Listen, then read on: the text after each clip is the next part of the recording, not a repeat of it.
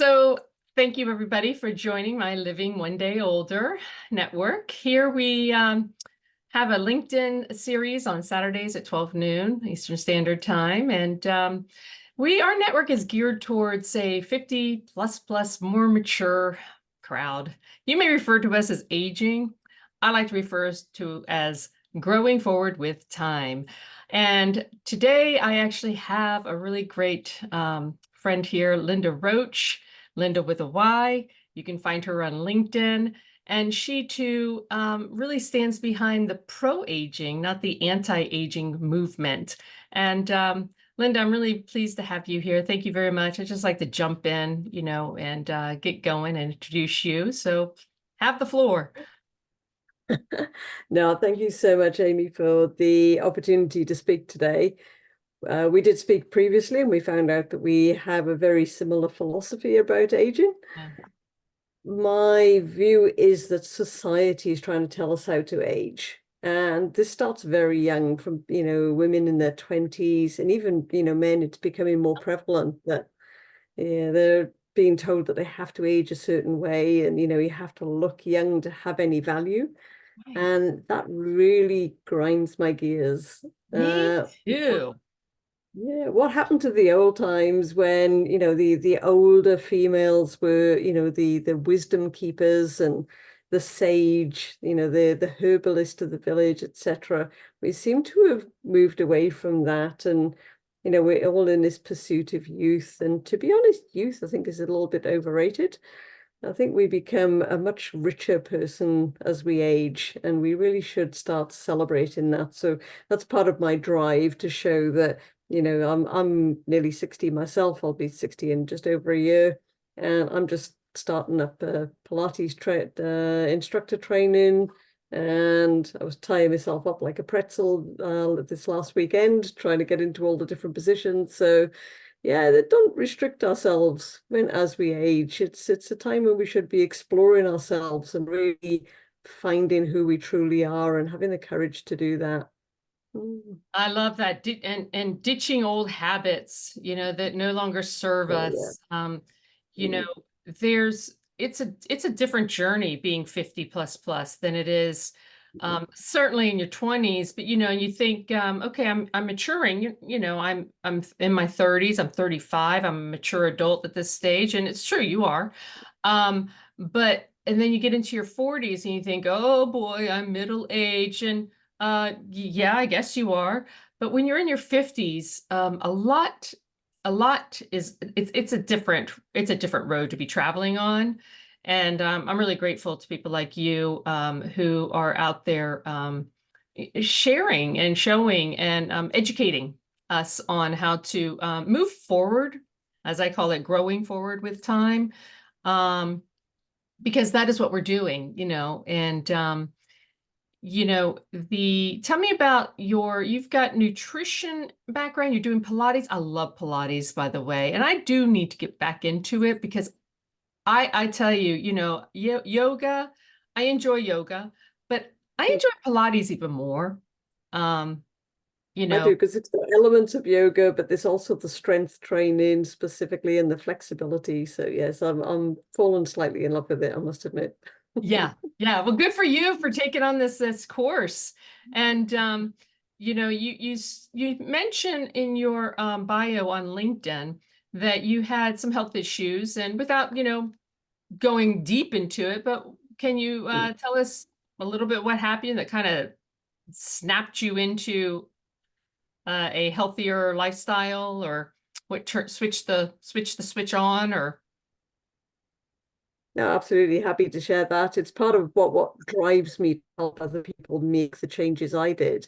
Yeah. My family have very poor health, and they, on both sides, both parents and all their families, there is a huge history of heart conditions, both high cholesterol and high calcium. So yeah, calcium is actually more dangerous than cholesterol when you look into it. So that's something I really like to get the message out about. I've got the same skeletal issues that my father had, where, we have spinal conditions, and I saw what they were going through. There's arthritis in the family.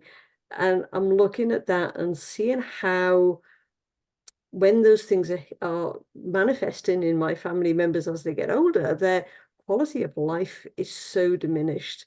Oh, They're so restricted, their socialization is limited, their choices are limited, they're not independent, they're having to give up, treasured hobbies.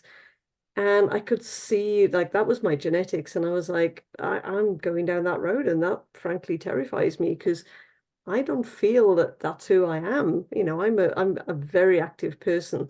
I don't know if you had the Duracell bunny adverts in America, but it was like the little bunny rabbit that, had Duracell batteries and kept going and going. yes. And Yeah, that's we have kind that of me. commercial. Yeah, Yes. yeah.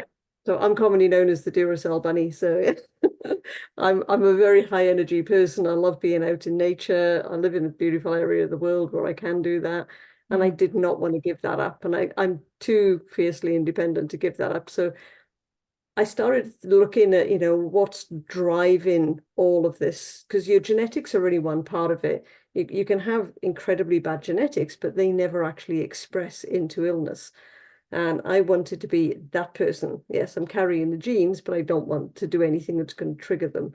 So I studied nutrition for myself, realized I really loved getting into all the nitty gritty of it and got a bit nerdy about it, and then went on and did the advanced diploma. And yeah, then I started making subtle changes, and then I hit obviously perimenopause, menopause, and yeah, things changed quite dramatically at that point. So I had to go deeper into it to maintain my health, because for women that really is quite a challenging time. And yeah, it was just that fear, I think, of having that aging process that I'm seeing in my family, and I wanted to move away from it. And that's what I'm trying to teach people, is that even if you've got those genetics, you don't have to go down that road. There are lifestyle things that you can do that will stop that happening, or at least limit it. Yeah. Yeah, it is scientifically proven that we can actually change our DNA. And Mm. if we can change our DNA, we can, because our body regenerates itself, right? And Yes. Mm. we don't have to have the submission to, well, that's just my genetics. And to Yes. your point, you can feed your body. These days they can read our blood so much more in detail to find out where we might follow our family's genetics as well. But we're in the driver's seat a lot of times, I mean, between the findings with quantum physics and how the belief system that we have about ourselves does, not can, but it does drive us. So if you are somebody who just sits in the armchair and says, yeah, I've got arthritis in my family and there's nothing I can do about it, but there is something you can do about it. You can, first of all, change your belief system. And what that does is um, with the heart rhythm, and then the heart rhythm, when it starts to calm itself down and it starts to communicate with the brain, and it's with the proteins um, that are created and built up in our bodies. The proteins actually can change the structure. Now, I'm not a neuroscientist, but I am. These are studies that I have been paying closer attention to about, where meditation comes in and how that actually does work with our physical body. And I Yeah. want to talk to you though about calcium. Tell me about calcium. You touched on that, and I want to know more. Yeah, this is one of my favorite things. Like most women are told, what once they hit 50, oh, you need to supplement with calcium because you're going to get osteoporosis. And it's said kind of as a done deal. And it really isn't. And the problem is if you intake too much calcium and you don't have a way of actually getting that put into your bones, it can then actually be deposited into your coronary arteries. So as I say, I've got hypercalcemia in my family, which means that we have like a tendency to deposit calcium in the arteries. Right. So genetically speaking. So what you do is you have to have D3, because there's more than one type of vitamin D. You have D3 to actually pick up the calcium from the diet and actually carry it to the bones. And you match that with vitamin K2, because vitamin K2 kind of ensures it stays in the bone. So it's not, because your bones really are the repository. It's like your pantry for calcium for the body. Calcium is used in so many different things in your body. Just moving your muscles uses calcium.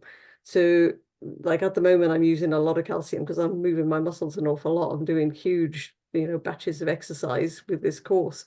So it's releasing a lot of calcium into my system so that my muscles can move. I've got to be careful that I've got enough calcium coming in that I don't start pulling it out of the pantry in the bones. Mm. So, and the K2 helps to ensure that that does stay in the bones, but I then have to make sure that my diet has got enough. Then you've got the thing about a lot of people are ingesting calcium through dairy, and dairy doesn't agree with a lot of people as they get older because we become slightly lactose intolerant, so that can then upset your digestive system. So it's a huge balance, and a lot of people don't realize you can get calcium through like your leafy green veg and things like that, and nuts. And yeah, so it's about knowing what's in your food and how that impacts you and what you need in conjunction with other things, because people will tend to just I'm taking a big calcium supplement. That's great, but it could be just depositing calcium in your arteries. So you don't necessarily need to supplement with calcium just because the doctor says you do because you're at risk of osteoporosis. That's not a reason to supplement. And I'm a little bit of a thing with supplements. I will supplement people who need it because they have a deficiency or they have some sort of disease state where they are having difficulty absorbing. But my preference is that people eat food. Yeah, I You love know, food myself. Yeah. here we are. Here we are on Zoom, and I'm just going to, those with food insecurities, how they possibly don't have this information, and then have the access to really good fresh foods. You look at, I don't know what it's like in Australia. I mean, I've been there several times, but in America, we, have a lot of processed foods, the easy, the convenience, and but the food insecure and the undernourished bodies out there, it breaks my heart because there is another way to go about feeding yourself, and I'd like to see more neighborhoods with more small produce stands so that people can Yes. have access. And I do take D3. I take 5,000 IUs a day. I happen to have had thyroid cancer, so I don't have a thyroid any longer. So I take a medication, a hormone. I take Synthroid, and that can pull calcium out of your bones. So I do take D3, and my levels, my bone density, I get that checked every year. I'm doing really well. But I didn't know about K2. I didn't know about that, and that comes along with your 24 karat business, if I'm Clinical not mistaken. Nutritionist. Yeah, I love Yeah. Yeah, because I'm all about having fun with food. So Yeah. I'm not one of those nutritionists who say you've got to have a kale smoothie every morning and you've got to have celery juice and all that. It's like if that's not your thing, that's perfectly fine. You can get really good health benefits by making small changes. And some people think, if they can't exercise every single day, it's not worth exercising for half an hour a week. And that's wrong. It's, if you do something small, it will make a difference.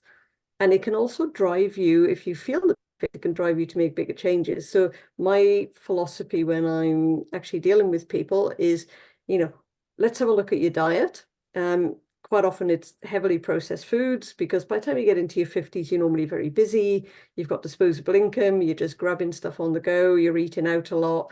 Yeah, and I know I've looked at the American diet and it's like, oh no. So some of the things, even like some of the stuff you can buy in Starbucks, like those drinks, and they're like, oh, I cringe with all of the high fructose corn syrup in it. And, don't get me Oh, started, we'll be all night. But yeah, and I'll try to move people to look at what you eat. What is one thing that you eat that we can change? So if you're eating Fruit Loops every morning for breakfast, can we swap that for a muesli? Put a bit of fresh fruit on it. hmm Yeah, it's that simple. Do yeah, that every morning for a couple of weeks. Now you've got a habit. Then we tackle something else. Yeah, you have syrup in your coffee. Can we take the syrup out? Yeah, even if you have to put a tiny spoonful of sugar in to start with. Like I'm not you have to completely change your diet overnight. That never works. It's like Mhm. New Year's resolutions. You don't keep them. Yeah. Right. Mm. Yeah. Yeah. So small changes over time, big health benefits, and moving towards real food with every change. Mm. Yeah, and there's new information always coming at us, but oral hygiene is a big one. Yeah. Intermittent fasting is another one, and you've got to be careful because I've known somebody who's done intermittent fasting and she started losing a lot of muscle mass. Yeah. Right? Because I don't know what it does with the proteins, and proteins are, are what gives us, it feeds our muscles. Mm. So I don't know what was going on there, but going back to intermittent fasting and oral hygiene, there's a lot of new studies out there on how important oral hygiene is to our health, our overall health, and how it plays out in our entire bodies.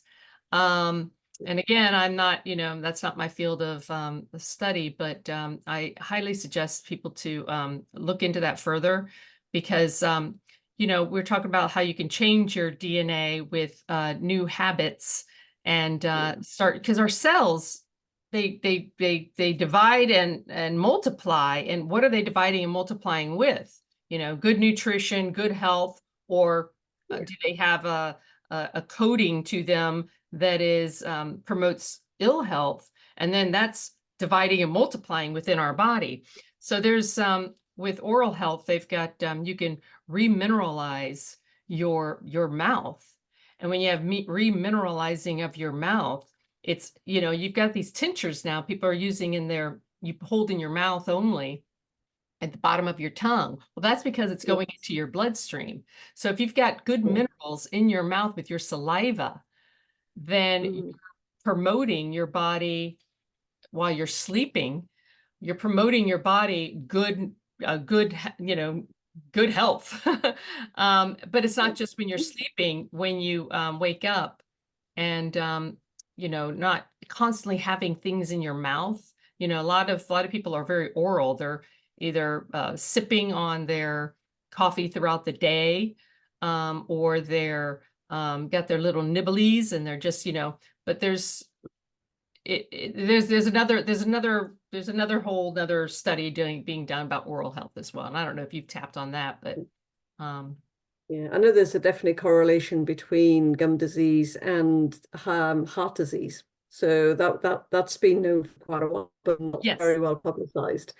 Yeah, correct. so But it's there's it's not new something you think information too. of. Yeah. Yeah. Yeah, no, it's constantly evolving. Like we were understanding our body way more. And as you said about the metaphysical side, I'm glad you mentioned that because it used to be quite woo-woo and and I love my science and I love my facts, but the more I'm looking into that, I'm like, you know what, this is definitely something to this. And as women enter into the sort of perimenopause and menopause, our levels of cortisol start increasing because estrogen tends to moderate it. But once that goes, your cortisol increases. So we get anxiety, brain fog, that sort of thing. And things like, breath work and meditation and all that, and lots of vitamin Bs because they're really good for it, lots of magnesium to try and get that the nervous system back down. That will actually help us age a lot better because stress is really not good for aging and not good for our health. It's one of No. the worst things. It'll wreck your gut microbiome and everything. And yes, and it will cause inflammation. And we all know inflammation is the big driver of poor aging. And yeah, so if we can get that stress under control using those metaphysical ways, then yeah, and like you say, there's a lot of evidence out there that says these things work. They're not woo-woo. They genuinely work. Yeah. They change you on a cellular level. Yeah. On a cellular level. Exactly. Mm. Yeah. Mm.